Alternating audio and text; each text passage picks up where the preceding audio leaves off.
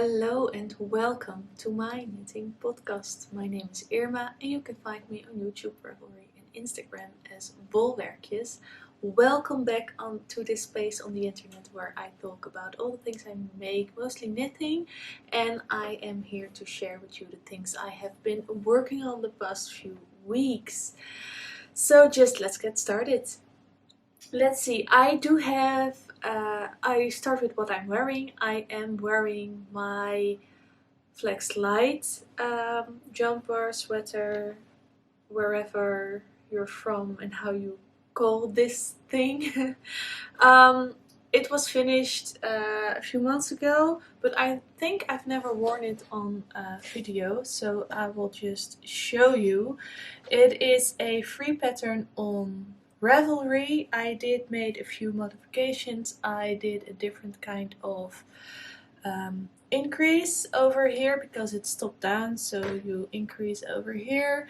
I did not decrease until the very last row before the ribbing with my decreases for the sleeves, so that's why they are very wide and a little bit puffy, which I really like. I did do the garter bands on the arms as is said in the pattern, and I don't know what size the pattern says, what length the pattern says to make this, but it's on my hips. It's just to keep me warm mostly, so I didn't really made any important. I just thought, okay, this is okay.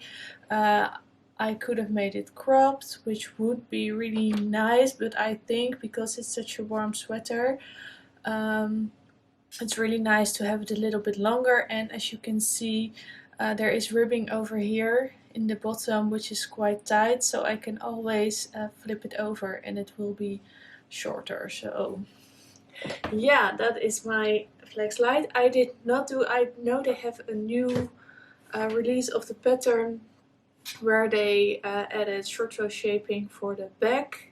I started this pattern before that came out and I didn't want to modify it, and to be honest, when you start wearing a sweater, I put a label in the back, so I put it always on in the same direction, and it's not sitting strange or anything, and it's quite tight around my neck here, so I don't have any issues with a cold neck and gaping and stuff like that. So yeah, very happy with that. So the next thing I want to show you are some finished objects. So the project I want to show you is one that has been on the needles for a long time. It is the glace base shawl, and I will put the designer on the screen. I'm not sure if it's a free pattern or paid for, but if it's paid for, it's not very expensive, but I just don't know. This is the shawl. It is knit out of a meson base that I dyed myself. I don't dye that base anymore. Not because it's not beautiful, not because it's not fun, but just because people don't want it. So yeah, why should I make something that people don't want? And sometimes I will dye it for myself. I don't know if you can see, but it has a slip stitch texture, which was very easy to memorize and easy to knit. And you have this, you say, these are not fringes, but yeah, pleats maybe. Is it? Do you call them pleats? I think so. So yeah, that's really nice. I think I used 2 skeins and a bit with each 200 meters to 100 grams. So not really that much. I think 2.5 skein for a shawl is quite neat.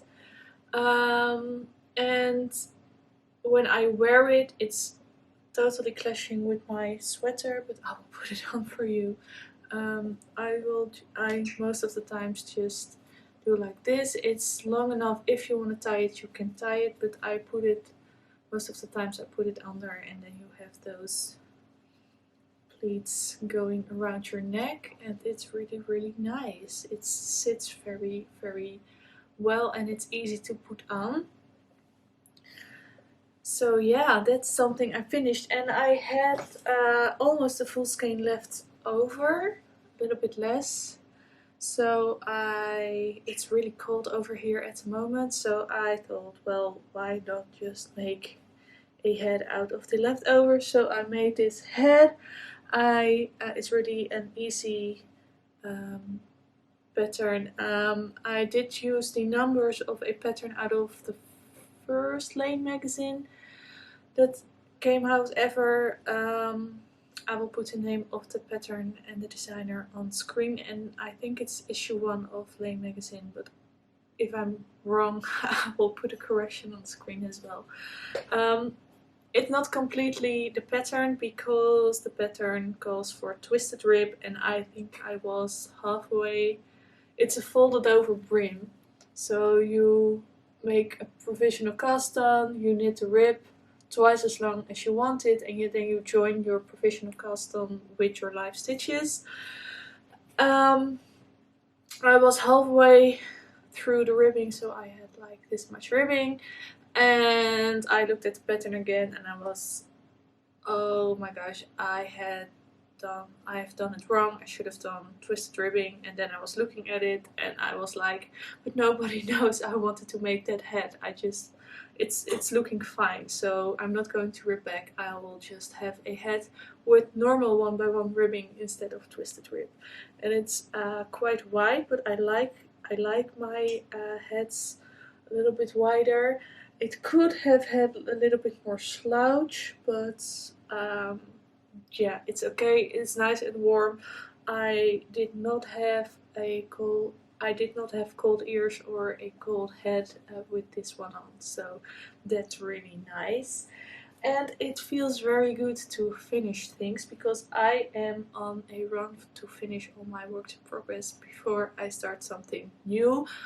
I'm already sure that I will break that promise to myself because there's always a moment that I want to cast something new on, but for now I'm just on a roll with finishing all the things, so that's a good thing. So the other things I want to finish quite soon.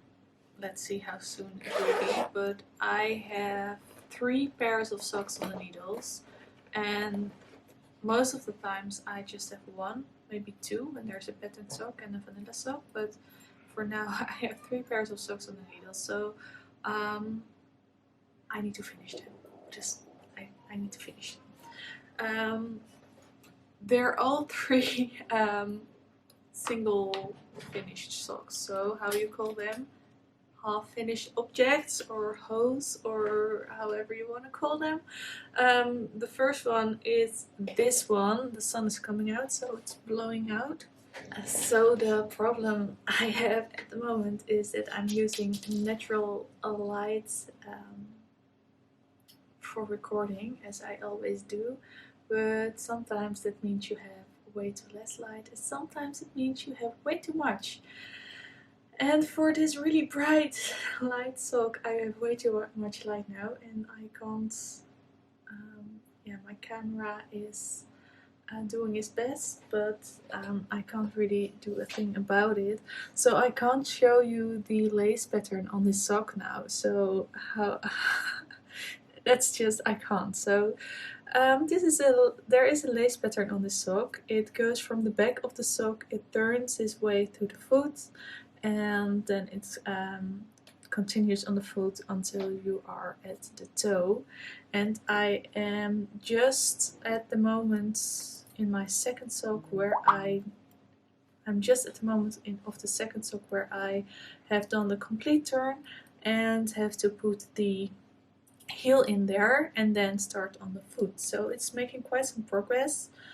Those socks are way longer than I normally knit my socks, but it's really fun to do that sometimes. It's a cotton sock yarn, so it's I'm not sure, I don't have the ball band, but I think it's cotton and nylon because most sock yarns have a little bit of nylon in there. It's not always necessary, but I think for cotton it is because it's quite a small fiber length, and when you rub it against the floor and against your feet, it will peel and it will finally create a hole. So that's what I'm using, and it's quite nice. I'm not sure how I feel about wearing them because they really give a different fabric than your normally hand knitted socks with wool, but we will see. And I'm very happy that I did make this turn and that I am, I think, halfway, maybe past halfway, because my foot is way smaller than the leg is. So yeah, we will see how this turns out. It is a pattern out of the 52 book. Oh my gosh, I always mess this up. 52 Weeks of Socks book by Laine Magazine again. Yeah, and I really enjoy working on it. I do need the chart next to me. I kind of memorized it now, but sometimes I need to check if I'm still on track. And yeah, it's a little bit more intriguing than just a plain sock, and it's really fun to do. And the other sock I am knitting, I have also one that is already finished. It's also blowing out a little bit. In real life it's way darker, but this is the let me see if I can focus on the sock instead of myself. This is dyed by me. It is a merino silk rami base, and because of the silk and the rami there are long fibers in here, so it's okay for socks. Since I used this base, I have had one sock with a hole in it, and I'm really not that easy on my socks. I have to be seen outside with hand-knitted socks, just on the tiles outside. So that's how I treat my socks, not that good. Yeah, so I had one sock with a hole. So that's quite okay, I think. And I used it for a few years now. This is almost like, it is self-striping, but it looks more like pooling. That depends on how wide your foot is, if it creates the pooling or the self-striping look. It definitely is striping, so every other row is a grey stripe and there is a variegated blue one in the middle. And I wanted to test this color especially, so that's why I started this socks. But the problem is, once I have one, I know what the color does, and then the second one always takes way longer. But I started it and I am almost on the toe decreases. And this is normally the length I knit my socks, so like above ankle. So yeah, it's really a difference with the other pair I just showed you. I think I am 1 or 2 rows away from the toe decreases, and then this is done. So maybe I will finish this tonight. I did a garter. Oh, it's a shame of the light. I did a garter heel flap, so that means just back and forth until you have the desired length, and then I went back to stockinette again for the underside of the heel and the rest of the foot. Mostly it was laziness, but once I tried it on, it feels really nice to have a garter flap, a garter stitch heel flap. So I think I will do that again in the other socks as well. So this is my second pair of socks I'm working on, and I have a third pair of socks I'm working on. And this pair also has one finished sock. And these are the school socks, also a free pattern on Ravelry, which makes you start at your big toe and then you fan out, and you create your foot. Then there is a very interesting way of putting the heel in, which is fitting like a it's fitting a bit like a short row heel. And then you knit the leg, and the fun thing about this, when you do it with a striping yarn like this, that you can really see that it is going diagonal over your foot, which is really fun, I think. So this is the first one, and the second one I have started the toe, and I am on the foot now. So this needs quite some work, because I also make the leg longer than I usually do. So yeah, this is quite some knitting I still have to do. But it's fun, and I really like the striping of this yarn, because it is a commercial yarn, but not every stripe is the same width, and not every stripe is not all the colors are in the same order every time.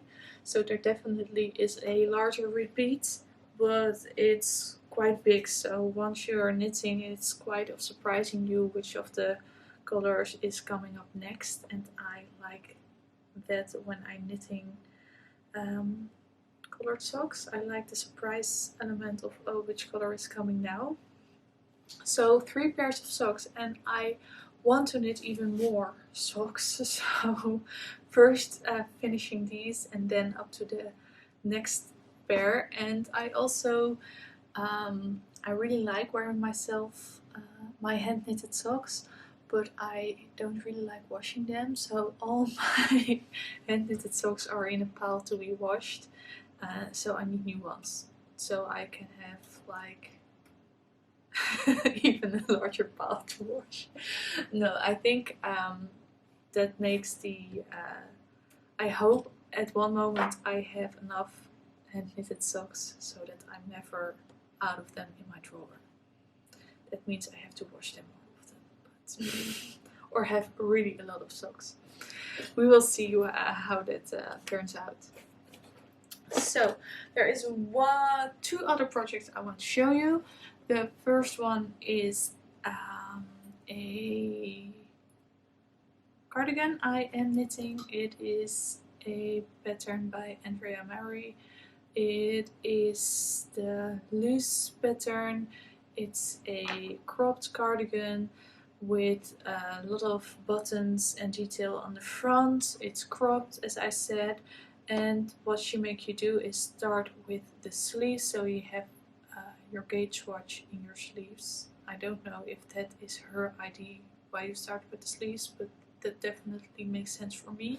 So it takes way less time to knit 10 centimeters of a sleeve and measure if your gauge is really on track than knitting the body of a cardigan 10 centimeters up.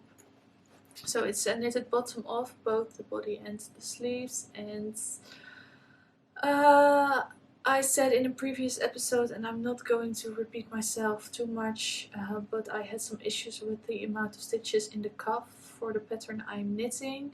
So I am doing a different increasing rate on the sleeves, and that's the reason I am doing them 2 at a time, because I know myself, and once I have made one I have forgotten to write down my increase rate or anything. So even though I can still mess it up, I will mess it up in the same way for both sleeves. So that's a nice thing. I think I need quite a bit to go. I don't want them too short. I like long sleeves, so I'm not halfway through yet, but it's easy, mindless stockinette knitting, and it's really fun. And I really love this yarn. I have a full skein over here. It is Biches and Bushes Le Petit Lamb's Wool, and the color is very beautiful, but it also is really soft. Although it is a non-superwash yarn, it is woolen spun, which makes yarn more squishy. There's more air in the yarn itself, so that makes it really squishy. And lamb's wool is always softer than normal sheep wool, and it's really, I think it's really soft. Maybe people that are not used to wool think it is scratchy, but I can't think of anybody thinking this is scratchy. It's really, really soft. It's always, wool feels different than your synthetic fluffy fibers, so that's what most people think, like, oh, soft, oh no, it feels different. Yeah, it feels different, but it's still very, very soft and not coarse. There are no hard hairs sticking out and irritating your skin, so I'm very happy with that. And I really want to work on this. It's my only garment on the needles, I think. Yeah, so that's nice. When I have too many projects, I get overwhelmed and nothing gets finished because I want to work on them all. So it's better for me to have less projects but spending more time on them. So 1 garment, 3 socks. Okay, and I don't have any shows on the needles right now. The only other project I want to talk about is my CaMaRose, which I have been working on quite a lot. Not the last few days, but the past few weeks I have done quite some knitting on it. Even to the point that I don't have any fingering weight yarn at the moment to put in. So I need to finish things to put my leftovers in here, because I'm really only putting leftovers in my Cozy Memories blanket and some gifted minis or things like that, but I'm not breaking into a ball of yarn or buying any minis to put in here. So yeah, that makes it also that you can have a certain point that you don't have enough leftovers to put in there. What I did is I started with how wide I wanted my blanket to be, and I made it maybe a little bit too wide. I really like a big blanket, so I made it, yeah, it's very wide. I think I have 24 squares width, and I am also a number nerd, so I wanted both length and width. So I wanted to be able to divide the length and the width by 3 and 4. So you can fold it in 3 evenly and fold it in 4 evenly. That's just how my mind worked. But I find when I was knitting the length, so I have the width over here, and when I started knitting the length, I was like, well, I will make it square. So it's also 24 squares long, so it's going to be a square blanket. And yeah, I'm very happy with seeing all those colors in a mishmash, so together.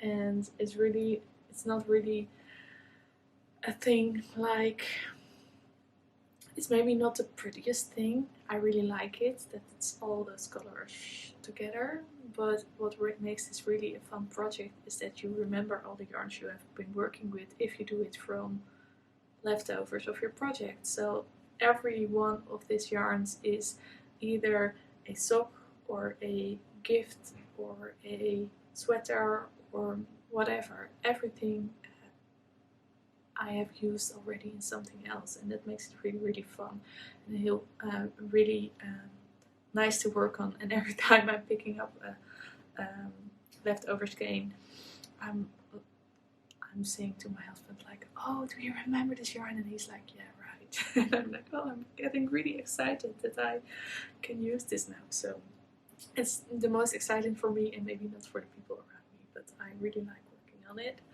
And now I'm filling in, and the reason why I did the width and the length first is that I don't like to cast on stitches and pick up stitches in the same cast on. Like, you have to cast on stitches and pick up stitches to attach them, and I prefer the picking up. So that's why I did all the edges first, and now I only have to fill this complete square in, and I do have a lot of squares to knit, but it's not something that has to be finished tomorrow or next year or even in 2 years. It is finished when it's finished, and I just really like seeing all the different yarns and colors appear in this huge blanket. So yeah, it's been a while since I've shown it, and I really loved working on it. So yeah, I wanted to share. In the beginning I was really picky with which yarn goes in there and which not. When I started, it was like, oh, it will be only fingering weight and only wool. And when I was looking through that's the most of my leftovers are that weight. But like this one maybe isn't the nicest square in here, but it was a gift from my husband. He went to a yarn store himself and picked it out, so I want it in here, and it's thicker, so I was like, oh well, yeah, I will make an exception. But once you start saying that to yourself, there will be more. So a DK sweater I knit for myself, the yarn is in there. A acrylic yarn that I bought a long time ago on a holiday, before I knew I preferred wool, and I knit a shawl out of it, and I wove a scarf for my mom out of it. It also needed to go there. So I have linen for my first weaving project, and yeah, it's memories, so it doesn't really mind that it's all different weights and different fiber contents. It will be all my project in one big piece, and I think that's really fun. So other things I have been doing, I can't show now, so I will save that for another episode. I